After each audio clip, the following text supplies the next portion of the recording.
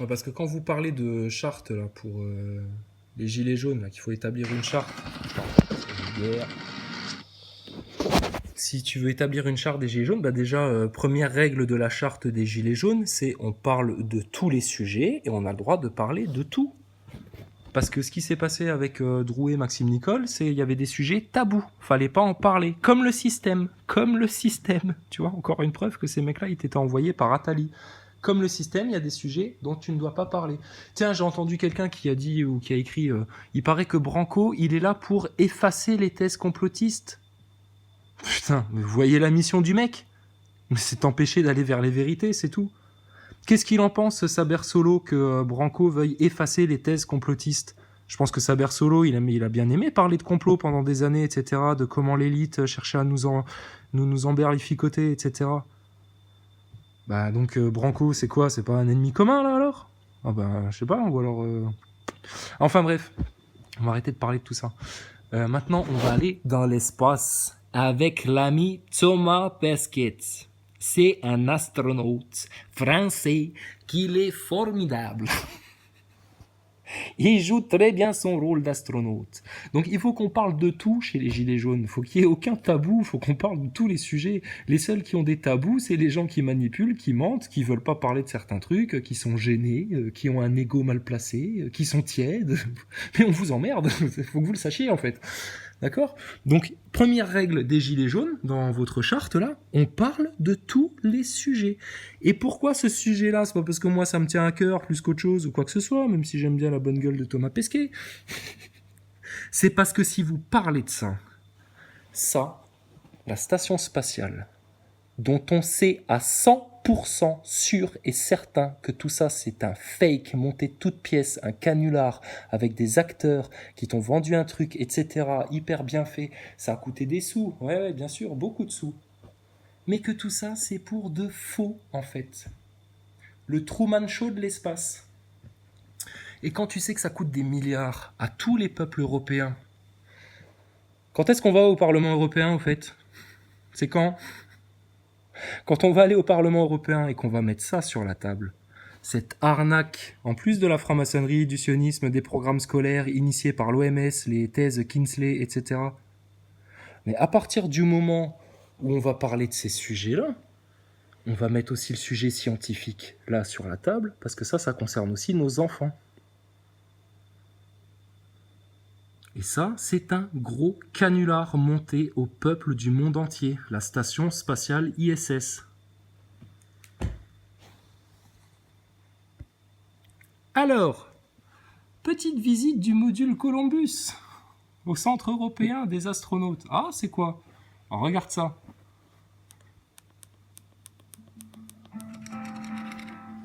Attends, regarde, tu verras mieux. Vous avez passé plusieurs années à venir ici, vous vous entraînez tous les jours. C'est ça. Alors on se répartit entre les différents partenaires du programme de la station spatiale, la NASA, nos collègues russes, japonais, mais pour tout ce qui concerne la participation. Donc Thomas, il faut être bien attentif, hein, c'est en ça qu'il est très très fort, c'est qu'à partir du moment où il commence à parler, il t'endort.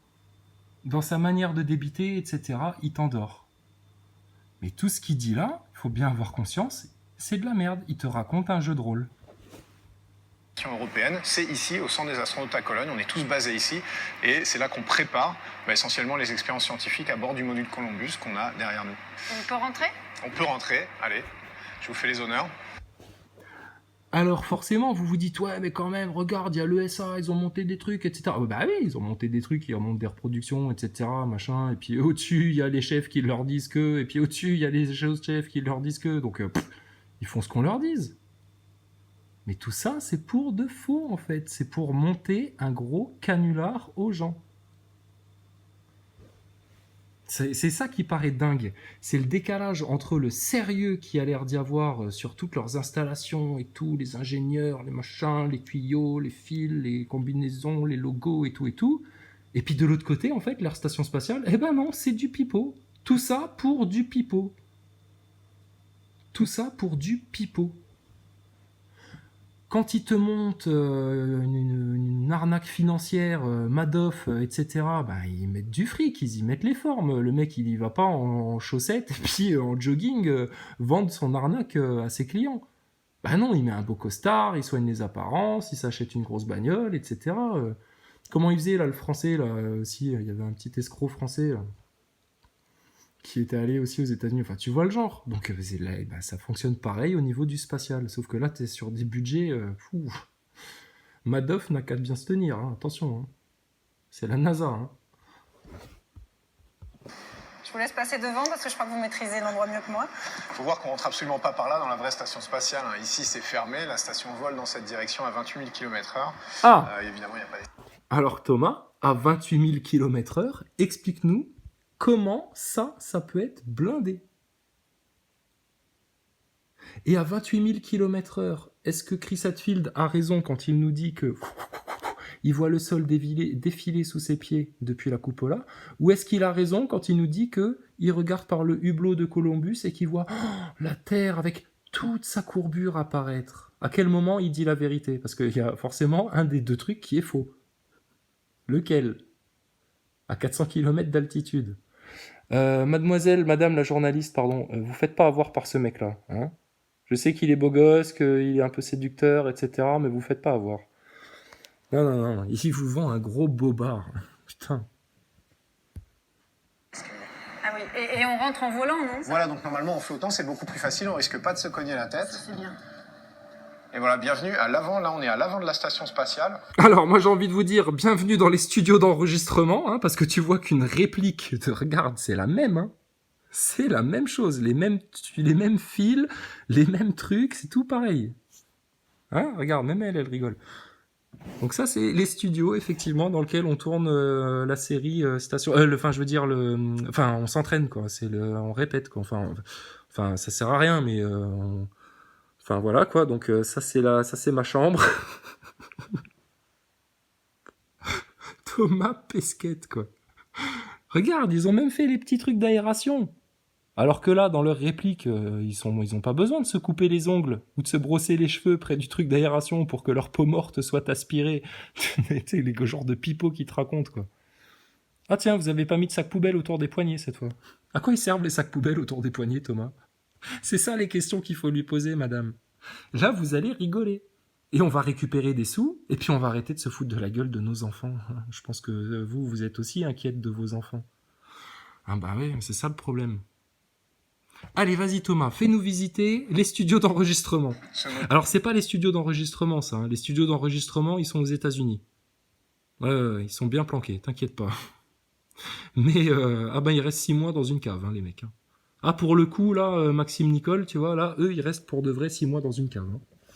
Mais il paraîtrait, mais ça, c'est une rumeur, hein, mais j'ai jamais vu ça, mais il paraîtrait que Thomas Pesquet, pendant qu'il était dans la station spatiale, il s'est fait capter par une caméra de vidéosurveillance près de certains studios Disney à Los Angeles. C'est une rumeur qui court. J'ai jamais eu de preuves, j'ai jamais vu le truc. Mais il paraît, ce serait drôle si ça s'avérait vrai. En tout cas, ce qui s'avère totalement vrai, Thomas Pesquet, c'est que tu es bel et bien franc-maçon. Ça, c'est une réalité, ça. Il faut le dire. Et puis que toute ton histoire de station spatiale que t'as vendue aux Français pendant des années, tout ça, c'est de la connerie. Parce qu'il n'y a rien qui colle, en fait, dans la cohérence de votre discours, aussi bien technique que scientifique. Et votre manière de présenter les choses. Comme Maxime Nicole, comme Drouet. Comme l'éducation nationale qui vend de la merde à nos enfants en leur parlant de sexe, putain. À des gosses, bande de tarés, de satanistes francs-maçons. C'est un module qui veulent influencer les sociétés, non. quitte à les pousser vers une guerre mondiale. Parce qu'ils l'ont déjà fait 2 fois, ça. Hein, de pousser les sociétés par les médias, par les pressions financières, en vendant des armes à un tel et puis à un autre tel. Tu sais, t'avais déjà des petits BHL comme ça, tu sais, qui allaient foutre la vérole comme ça un peu partout. Puis à un moment donné, tac, t'assassines un roi Ferdinand, là, puis brah, guerre mondiale. Puis après, eux, ils comptent les bifetons. Hein, et puis quand tout le monde est mort et puis qu'on ramasse les ruines, eh ben eux, ils disent « Ah, plus jamais ça, nous allons apporter la paix, la paix. » La paix. Ouais. Bah oui, forcément, tu viens de faire un braquage, t'as pas envie qu'on te saute sur la gueule. Hein. Donc maintenant, tout ça, il faut qu'on y mette un terme court. Ça peut se faire en France, parce qu'en France, on n'a pas de pétrole, mais on ouvre notre gueule, et on a des idées, et on discute. Maintenant, ce qui empêche en France encore, au-delà des médias, jusque sur Internet, qu'on parle de certains sujets, qu'on évoque certains sujets, qu'on discute de certains sujets, etc., ben, vous êtes des petits nazis, hein, les gars. Il n'y a plus de tiédeur là maintenant. Hein. C'est blanc ou c'est noir. Soit tu acceptes qu'on parle vraiment de tout, ou alors tu es un petit facho et il y a des sujets qui te dérangent. Et alors là, faudra pas venir te dire oui, mais moi je suis antifa, non, moi je suis ceci, moi je suis cela. Non, tu seras juste un putain de facho. T'empêches des autres gens de discuter, de parler de sujets, de vérités, etc. Tu veux pas, t'es violent avec ça, t'es un facho. Terminé. Donc en fait, on vole comme ça. Oui. Non, c'est pas Autour on de la vole Terre. comme ça, c'est on vole comme ça. On pique les thunes. Allez, vas-y. La Terre est en dessous. D'ailleurs, on a la vue Mais oui. depuis la cupola. C'est en plongée comme ça. Tu Oh peux bah rentrer à l'intérieur. voilà, voilà les trucages, comment c'est bien fait. Ah d'accord, donc vous voyez tout ça de la Terre depuis la station à 400 km. C'est facile, tu vois, regarde. Qu'est-ce qu'ils ont besoin dans leur truc là? Bah non, mais ça c'est parce que regarde, c'est tellement bien fait. Mais Thomas, il n'y a pas un moment donné où la station elle est censée pivoter ou je sais pas quoi là, donc c'est bizarre votre truc là.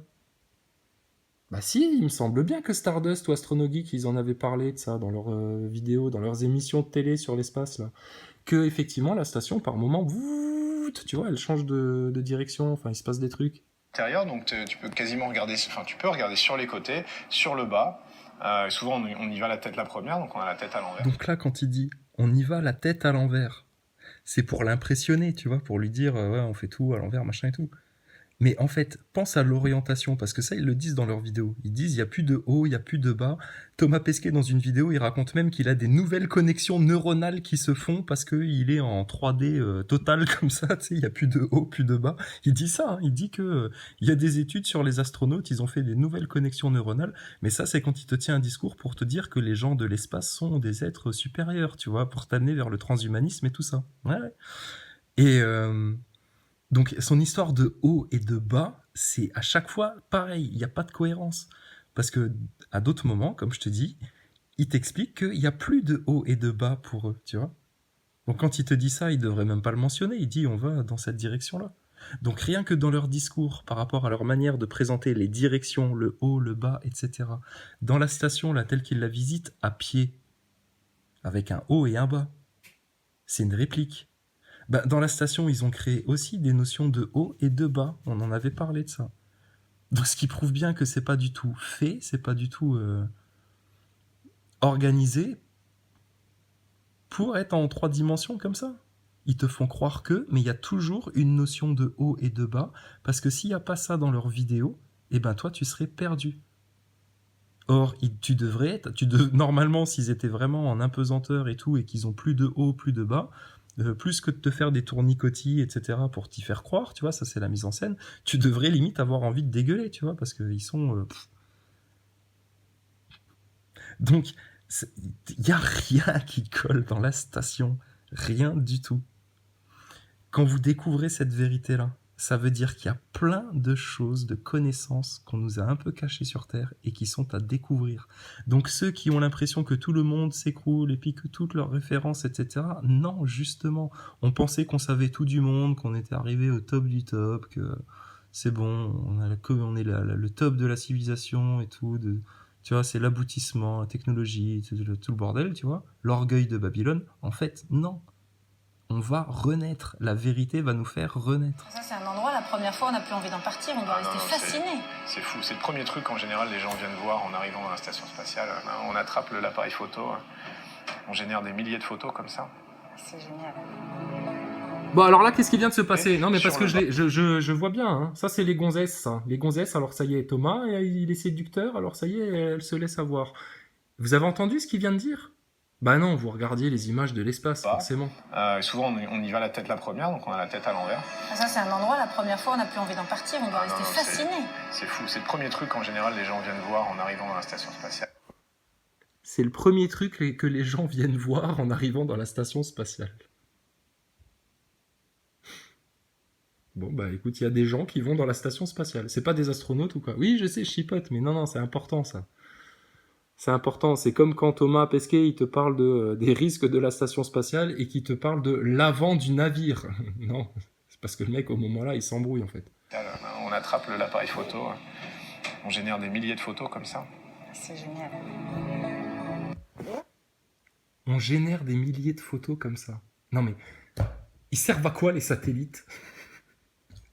Ton astronaute, il te coûte une blinde, il est censé, hein, si vraiment c'est réel tout ça, il est censé te coûter une blinde à chaque minute, parce que ça coûte cher, hein, ça coûte cher d'envoyer un mec dans l'espace, dans le jeu de rôle. Donc il te coûterait une blinde, machin, et le mec il génère des milliers de photos, il passe son temps à prendre des photos depuis la cupola, etc., machin, la cupola, des photos, etc.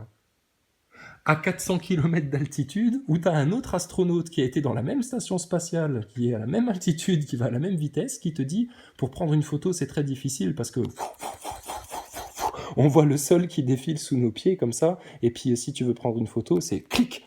Faut prendre la photo au bon moment, et puis après, tu sais, t'es déjà très loin.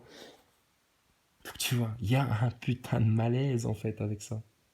Ça, plus plein d'aspects techniques, plus quand tu vas regarder les images dans le détail, ça colle pas du tout, plus tout ce qu'ils te racontent, plus le blindage, plus tout ça. Donc tout ça, c'est de la merde. On vend ça au peuple depuis des décennies, mais on vous vend un canular, un Truman Show, qui coûte des milliards pour rien. Pour te raconter qu'ils ont trouvé une nouvelle planète, un peu comme la Terre, très très très très très très très très loin, que tu iras jamais de ta vie, même pas tes enfants, même pas personne. Ah bah parce qu'il faudrait déjà que tu trouves comment voyager dans des trous de verre, par exemple, tu vois, je sais pas, parce qu'avec les carburants que t'as, enfin c'est nimp, le spatial, on vous vend du rêve. Et pourquoi ça marche? Mais parce que derrière, il y a toute l'industrie cinématographique hollywoodienne qui te vend des films de l'espace, etc., etc. Mais on en a tous bouffé, hein. Même moi, hein, j'ai été voir les mêmes films que vous, hein. Donc tu peux prendre conscience de ça et puis pas avoir envie de te suicider, c'est nimp ça. Mais tout ça, c'est pour de faux, faut le dire maintenant, faut arrêter d'être tiède. Donc Thomas, lui, c'est des gens qui viennent. On a les chambres des astronautes qui se trouvent ici. Ah, ça, c'est une chambre d'astronaute? Ça, c'est une chambre d'astronaute. Il y en a 4 en fait qui sont réparties. Ici, on n'en a que 2, mais il y en a 4. C'est insonorisé pour le son. Pas Parce mal. que la station spatiale, c'est... Rappelez-vous bien que tout le temps où il lui parle à la meuf là, Thomas est en train de mentir. Il joue un rôle. Écoutez bien de nouveau, hein, en ayant bien conscience que Thomas se fout de la gueule de la nana en fait. Hein. C'est génial. C'est ça en fait qu'il faut comprendre. Ah oui, On a les tout à fait, chambres c'est des là qu'on dort. astronautes qui se trouvent ici. Ah, ça, c'est une chambre d'astronaute? Ça, c'est une chambre d'astronaute. Il y en a 4 en fait qui sont réparties. Ici, on n'en a que 2, mais il y en a 4. C'est insonorisé pour le son. Pas Parce mal. que la station spatiale, c'est assez bruyant. Alors, tu as conscience quand même que tu as devant toi un ingénieur, astronaute, pilote d'avion, judoka, rugbyman, etc. qui te dit c'est insonorisé pour le son? Non, pourquoi il fait une telle boulette de langage? Bah parce qu'il est en train de mentir et puis qu'il trébuche un petit peu comme ça. Voilà. Bruyant. Donc on s'isole C'est là maintenant. on s'isole. Alors, c'est très bruyant la station spatiale, mais c'est bizarre parce qu'il y a certains endroits effectivement où c'est très bruyant quand vous faites vos vidéos, mais il y a d'autres endroits où c'est pas du tout bruyant. Donc là, encore une fois, contradiction. On a notre duvet. Bah, allons-y. Essayons le duvet. Mais c'est... Le duvet, il fait pas froid dans la station? Eh ben, il peut malheureusement faire froid. Il n'y a pas de convection des gaz. Tu vois, c'était ça, moi, les questions qui m'ont fait marrer. Parce elle pose une question, c'est de bon sens. Elle dit, mais pourquoi un duvet? Il fait pas froid dans la station? Ah oui, non, mais attends, ça c'est les décorateurs. Donc là, il va falloir qu'il t'explique pourquoi les décorateurs se sont dit que ce serait bien d'avoir des astronautes qui dorment dans des sacs de couchage comme ça. Alors elle dit, effectivement, il fait pas froid, il y a une température qui est régulée dans la station, elle est toujours à la même température. Mais alors Thomas, il lui répond quoi? C'est bruyant. Donc on s'isole C'est là maintenant. on s'isole. On a notre duvet. Bah, allons-y. Essayons le duvet. Mais c'est... Le duvet, il fait pas froid dans la station? Eh ben, il peut malheureusement faire froid. Il n'y a pas de convection des gaz. Donc il y a des... Il peut malheureusement faire froid. Il n'y a pas de convection des gaz. Mais tu vois, il t'a sorti un truc à la con comme ça. Jamy, la petite voix là, tu peux nous faire une explication sur la convection des gaz et pourquoi il ferait un petit peu plus froid dans la station, s'il te plaît? Ce serait intéressant dans une station qui est censée avoir une température totalement régulée tout le temps, à tel point qu'ils peuvent même laisser les obturateurs de la cupola ouvertes en plein cagnard, en plein soleil, sans que ça n'influe sur la température de la station apparemment. Parce que les mecs qui te font visiter la station, déjà, ils ont l'air d'être tout seuls dans la station, des fois. Bizarre. Ah bah, il n'y a pas de femme de ménage, il n'y a pas de maintenance, il n'y a pas de médecin, il n'y a pas de technicien informatique, il n'y a pas tout ça, il n'y a rien. Et ils te disent quoi, les mecs? Ah bah oui, mais ça, c'est le centre de contrôle. Dès qu'on a un problème, on appelle le centre de contrôle. Ah, ok, d'accord. Mais à d'autres moments, ils te disent, oui, oui, on connaît tous les protocoles par cœur, il faut qu'on apprenne un tas de choses parce qu'on doit être capable de faire de l'informatique, du truc, du machin. Ils se contredisent tout le temps. Donc là, son histoire de duvet, c'est parce que quoi? Il n'y a pas de convection des gaz. Et bruyant. Alors des fois, il fait un peu C'est là plus qu'on froid. on s'isole, on a notre duvet, bah, allons-y, voici mon tout. duvet. Mais c'est. Le duvet, il fait pas froid dans la station. Eh ben, il peut malheureusement faire froid, il n'y a pas de convection des gaz, donc il y a des gens qui ont froid, il y a une température de 22-23 degrés en permanence. Donc il y a des gens qui ont froid. 22-23 degrés, mais putain, il fait ultra chaud dans votre station là. Jamais de la vie à 22-23 degrés, t'as envie de dormir dans un duvet encore en plus. Il dit nymphe. Il dit nymphe. Mais il est astronaute, donc ça passe. Le duvet, il fait pas froid dans la station. Eh ben, il peut malheureusement faire froid, il n'y a pas de convection des gaz, donc il y a des gens qui ont froid, il y a une température de 22-23 degrés en permanence, mais on peut, dans certains endroits, si on est sous la ventilation, eh ben, avoir la sensation du froid. Énorme.